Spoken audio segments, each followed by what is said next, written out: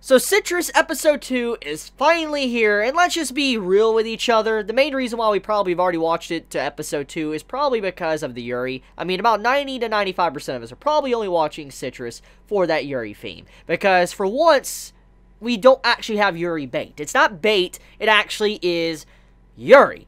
So, let's just be real, majority of us are probably watching it just for that. Let's get that on the table and just acknowledge the fact that that is probably the reason why this series is probably going to be popular from Winter of Anime 2018.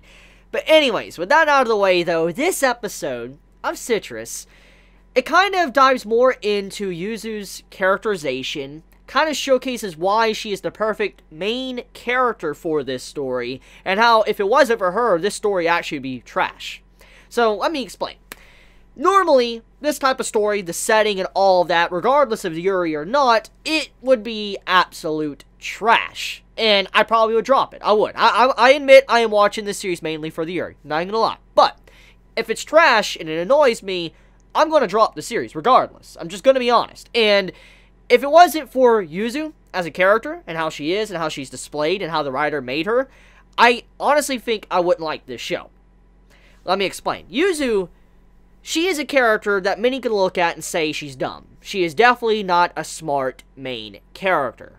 But at the same time, that's her charm. She is a character that doesn't think before she acts. She also makes a lot of mistakes, and she doesn't realize the repercussions of what she is doing. And when she realizes she made a mistake, she does apologize, which we saw 2 times in this episode, and it showcases how she is as a person.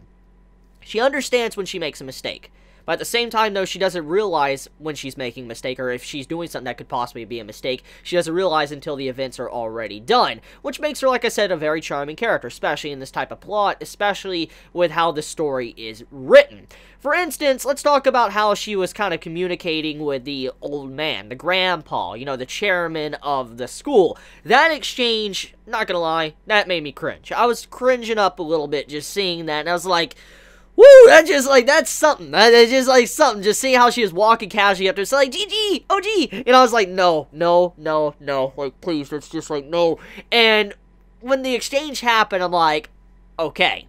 But then when she went into the audience and started speaking her mind and stuff and said what she wanted to say when she snuck into the school and all that, and then eventually she told everybody in a large audience that, you know, the teacher basically was kissing and forcing himself upon a girl in the school, I was like, yo, like, did she just actually say something like this? And she removed the teacher from the story, so far from what I know. And that's amazing. I'm actually very, very impressed with that, because I thought the teacher would be a big hurdle to overcome in this story, because stories like this, when you have, like, the other main female character or whatever, having, like, some type of drama or whatever with this other dude, like, either they have, like, a set-up wedding or something, or a marriage proposal, like, they're about to be married to someone, usually you have it to where that drama, it leaks on for many episodes, but it did not happen. That was not a thing. Yuzu just came in, told everybody in front of everybody's like, that teacher's doing so-and-so, and he got removed from the story. I'm like,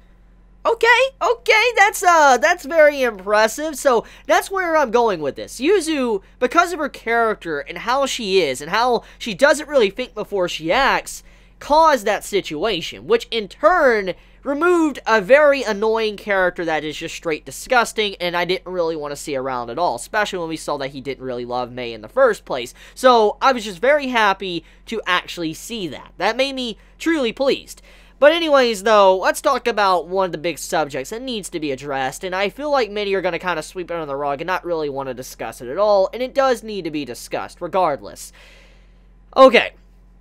I don't know how I could tackle this in any way that's, you know, appropriate or might not trigger people, so I'm just gonna say right now, if you, you don't like people putting down Yuri or talking about certain things and being blunt honest, like certain ways or certain parts of Yuri, then I recommend you not to watch any further, because I don't want to make you angry, and that's not my intention, but it needs to be addressed. I need to point it out.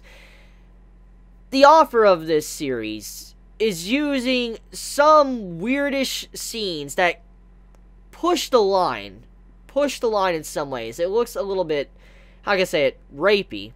It looks like the author is pushing the line in a lot of ways with using Mei against Yuzu, and it seems like he's using it as a cheap plot device. That's exactly what it looks like to me. It looks like a plot device, and that's about it. It's not going to be used to have a deeper meaning. It's not going to be used to have, like, some crazy message and all that. It just seems like the author is using those, like, little themes and all that and maybe being very forceful to Yuzu as just a plot device, which I don't really appreciate. I mean, I like my Yuri, don't get me wrong. I love it, but at the same time, I am going to point out the fact that that is just, like, if it had more of a meaning going on there, like if there was more explanation to May's character and that she was just emotionally damaged and that's how she could communicate with someone, then I'd be fine with that. But from what I've seen so far, it just seems like that was just there for the sake of fan service and the sake of just people that like Yuri, and I'm not a big fan of that. I'm not.